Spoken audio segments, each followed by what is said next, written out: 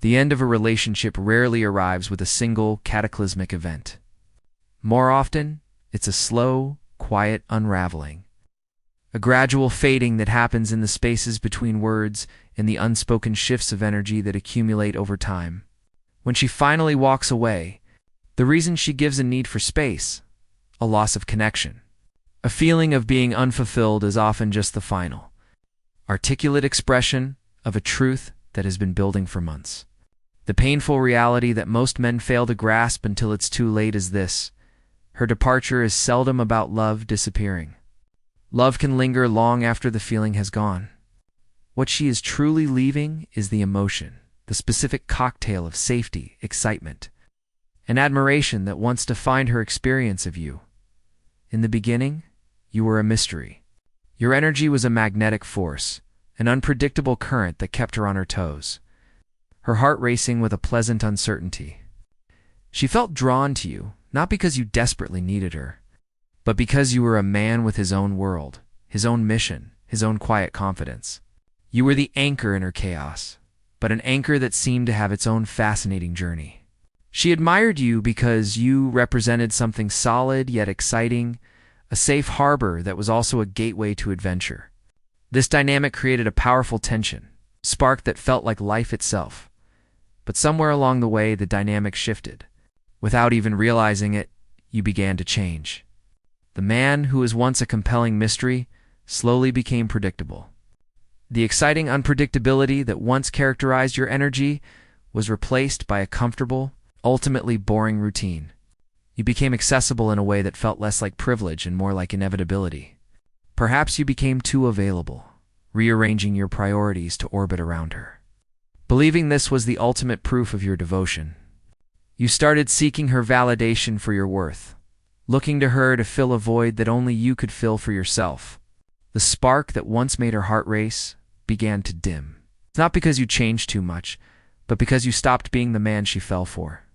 You stopped being a challenge. You handed her the entire map to your soul, leaving no territories left for her to discover. This is the core of the dissolution. Attraction withers when comfort strangles curiosity.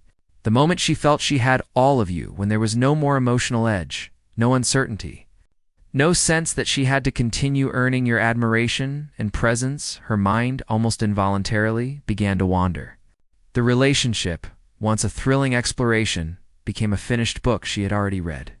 The chase was over, and in its place was a stagnant pond where there was once a flowing river. She didn't necessarily stop loving you. She just stopped feeling alive in the environment. The relationship had become. It's a common and painful misconception to believe she left because she found someone better. Often, that's not the case at all. She left because she wanted to feel something, anything again. She was chasing that initial rush, that delicious tension, that feeling of being electrically connected to the world through the man beside her. Women, by their nature, often confuse intense emotional stimulation with genuine deep connection. The roller coaster of a new flirtation. The dopamine hit of a new admirer's attention.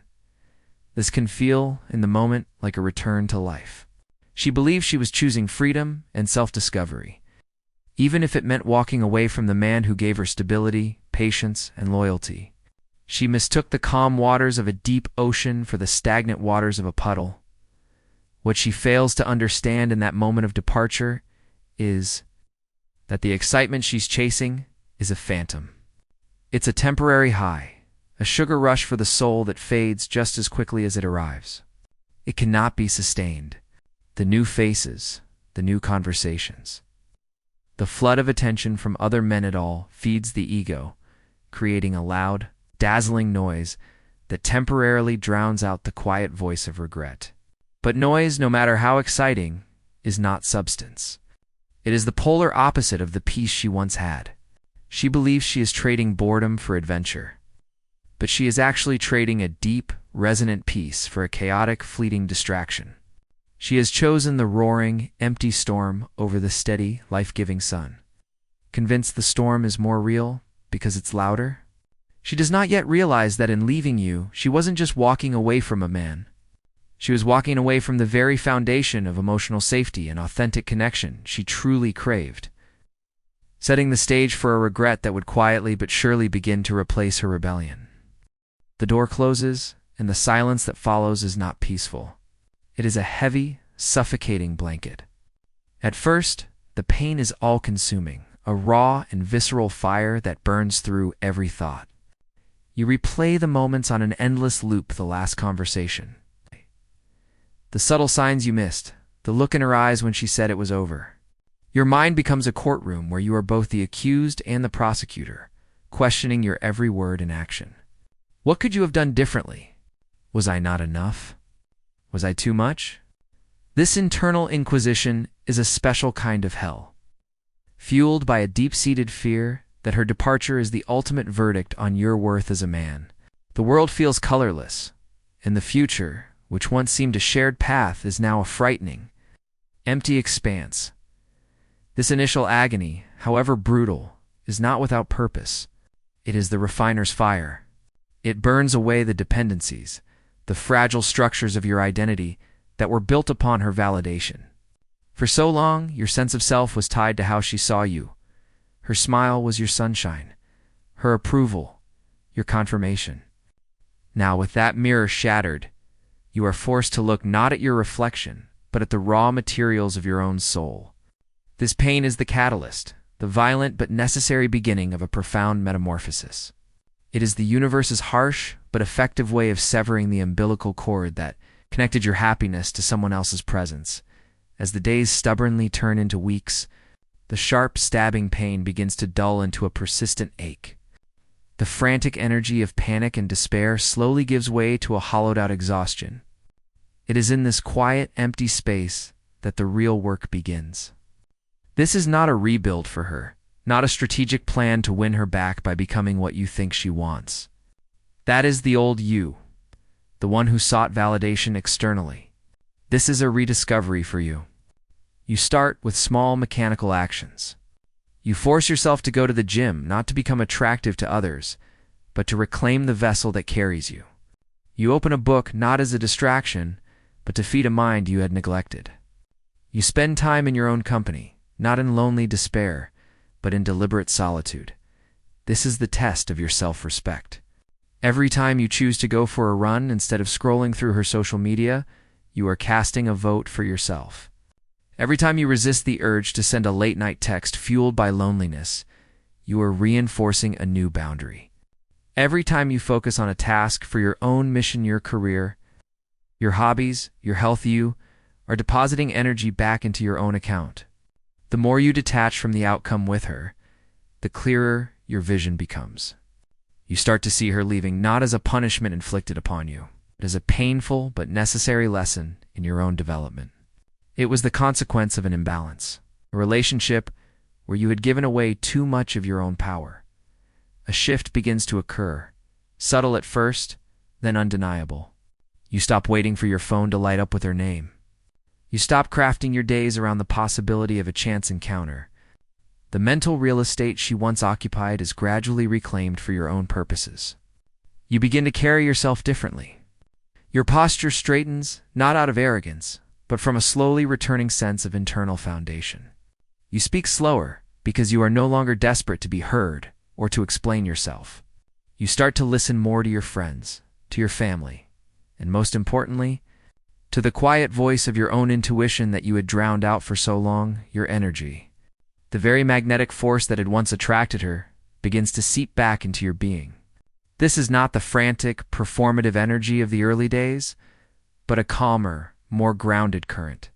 It is the energy of a man who is no longer leaking his power in a desperate search for external approval. You are no longer trying to prove your worth. You are beginning to embody it. This silent transformation is the most powerful step. It happens in the quiet moments, in the disciplined early morning, in the focused work, in the decision to cook yourself a proper meal instead of wallowing in takeout and self-pity. You are learning, through action, that your value is not determined by someone else's presence or absence. You are building a core of self-respect that is independent of any relationship.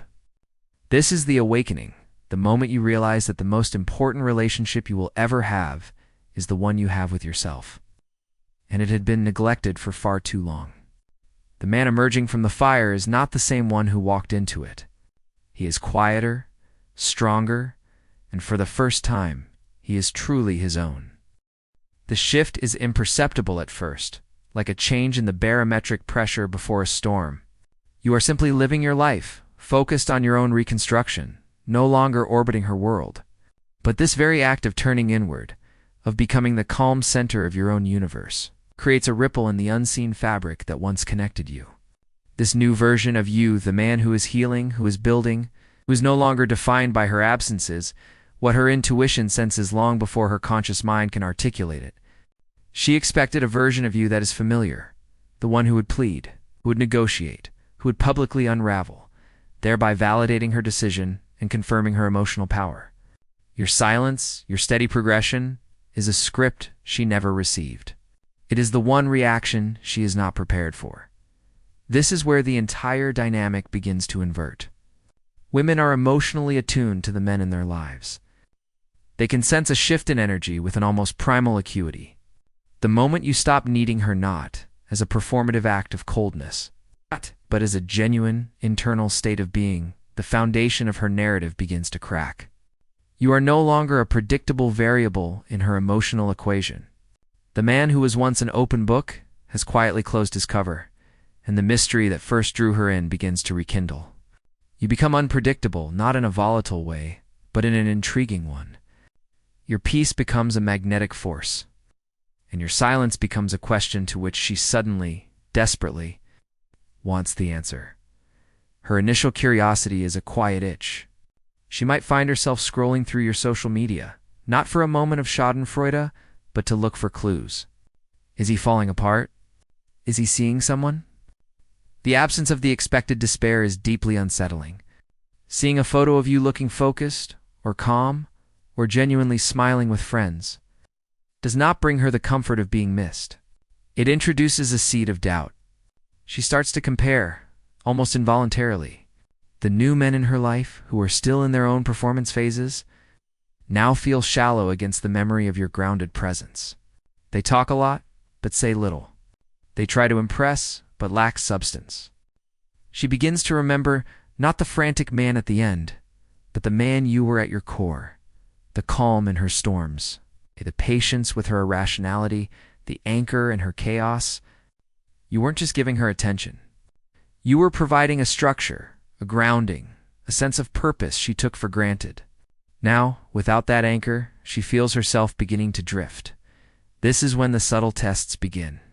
She cannot come directly, for that would be to admit a miscalculation. So she circles back in ways that allow for plausible deniability. A casual, "Hey," stranger text.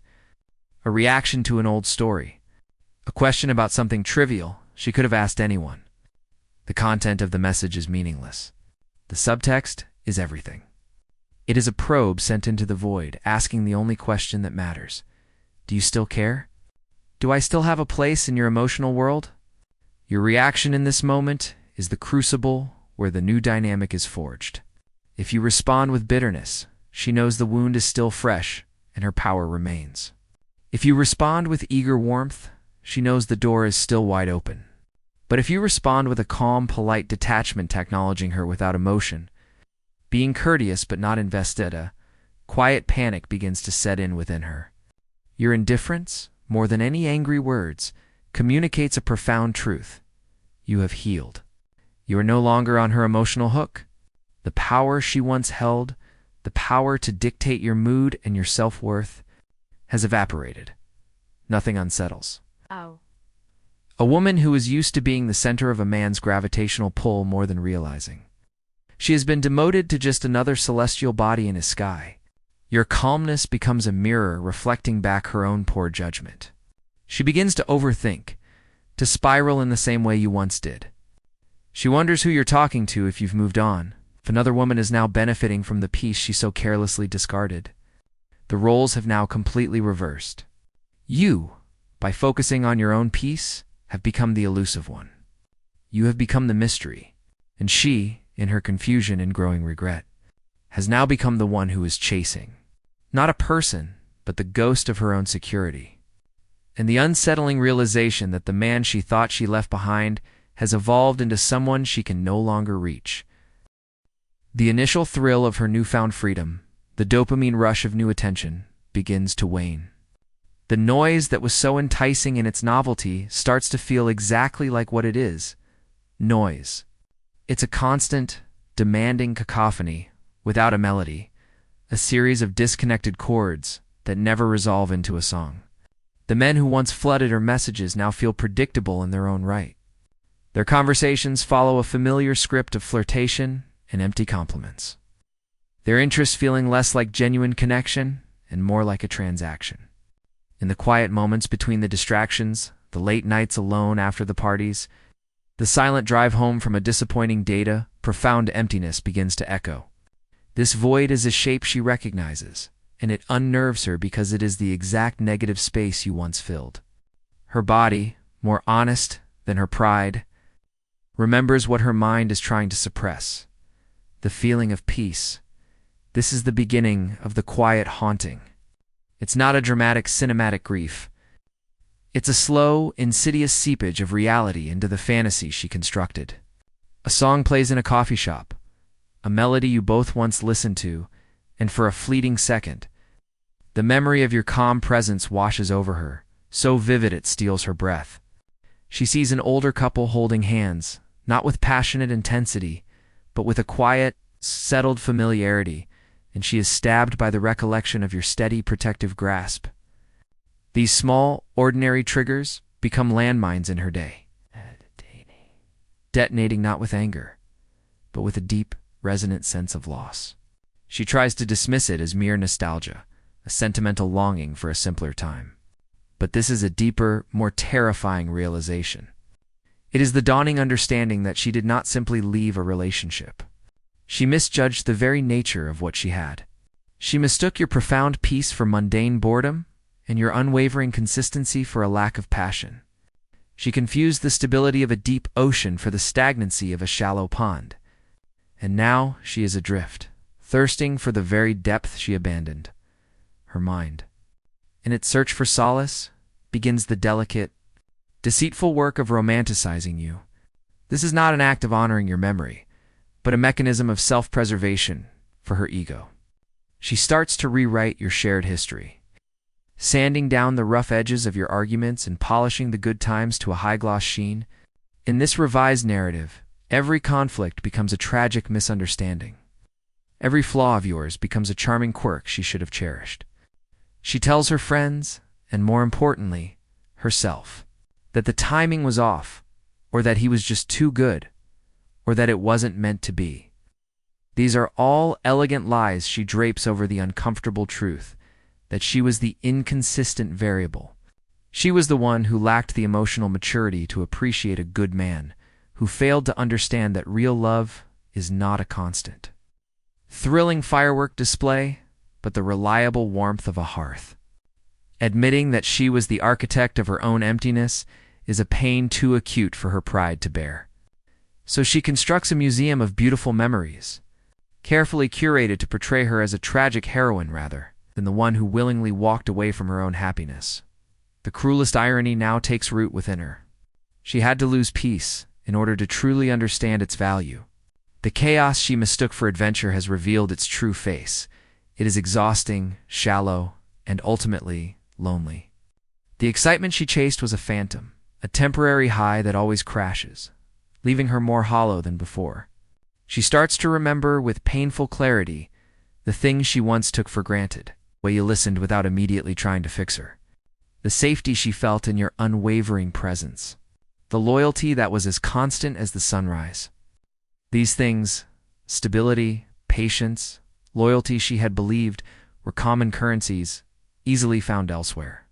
She is now discovering they are rare treasures, and in her possession she held a fortune she casually spent. The regret that follows is not the hot, sharp regret of a momentary mistake, but a cold, heavy, and permanent ache. It is the weight of self-knowledge. It is the understanding that she was given a glimpse of a profound and quiet love, a connection built on substance rather than sensation. And she, in her immaturity, labeled it as boring, and walked away. She realizes, in a way that will haunt her for years to come, that she didn't just lose a good man. She lost the man who reflected back to her the best, most secure version of herself. And in losing him, she lost that woman too. The final chapter of this story does not belong to her, but to you. By the time her regret has solidified into a permanent part of her psyche, you have undergone a transformation so complete that the man she mourns is a ghost, a former version of you that no longer exists. The version she left was defined by a quiet desperation for her love, seeking completion in her presence. The man you are now is already whole. Your validation comes from an internal source, a deep well of self-respect you dug with your own hands during the hardest days of silence. When you think of her, it is with a clarity that is devoid of bitterness. You see her patterns, her emotional triggers, and her games not with anger, but with the detached understanding of a scholar observing a familiar text. You can smile, a genuine, peaceful smile, because you finally comprehend the profound truth. She did not leave to destroy you. She left to awaken you. Her departure was the necessary catalyst that forced you to confront the parts of yourself that needed strengthening, the dependencies that needed severing. This awakening is not about her at all. It is about the reclamation of your own soul. The closure you once desperately sought from her on explanation, it's an apology, a sign of remorse you have now given to yourself. You realize that closure is not an event you receive from someone else. It is a state of being you cultivate from within. It is the acceptance of what was and the purposeful release of what could have been. You didn't just get over her. You integrated the lesson. You learned that love offered from a place of need is a transaction, while love given from a place of wholeness is a gift. You stopped seeking love externally and began to embody it internally. And that shift in energy changes everything about you. You carry yourself with a quiet dominance that has nothing to do with controlling others, and everything to do with mastering yourself. Your silence is no longer a wall of pain, but a filter of discernment. You are not cold. You are selective. You have learned to protect the energy you once gave away so carelessly. Your peace is a fortress, not built from fear of being hurt again, but from the profound understanding that you are the only person you are guaranteed to spend your entire life with, and that relationship must be nurtured and respected above all others. This inner sanctuary is unshakable. The opinions of others, including hers, no longer dictate your internal weather. You have become the calm in your own storm. This transformation radiates from you without a single word being spoken. It's in the steady calm of your gaze, the purposeful way you move, the ease with which you can now listen without needing to defend or explain. You no longer try to prove your worth. You simply embody it, and the right people recognize it instantly. You begin to attract different kinds of relationships, connections built on mutual respect, alignment, and reciprocity, not on dysfunctional power dynamics and a thirst for validation. You love deeper, but from a place of abundance, not emptiness. You give your energy freely, but only where it is valued and reciprocated. When she finally sees you again, perhaps months or years later, the change will be so palpable it will feel like a physical blow to her. She will look at you and search for the man she knew, but he is gone. In his place is someone stronger, quieter, and wiser. She will try to engage, to test the waters with a casual comment or a question, hoping to find a crack in your foundation, a remnant of the old neediness. But your response will be kind, composed, and utterly grounded. You will speak to her with the same calm respect you would offer a casual acquaintance, because that is the emotional space she now occupies. The nostalgia may flicker for a moment, but it holds no power over you. You can wish her well, genuinely, because her presence in your past led you to this profound peace in your present. In that final interaction, she will feel the true, irrevocable ending. It won't be because you were cruel or because you declared it over. It will be because your serene, unbothered energy will communicate the final, unshakable truth. You have outgrown her. You have evolved beyond the emotional frequency where that old relationship could ever exist again. You are living in a world she no longer has access to. She will smile, trying to mask her realization, but her eyes will betray her. They will say what her pride never will. I should have never let you go, but you no longer need that admission. The victory was never in her regret or her return.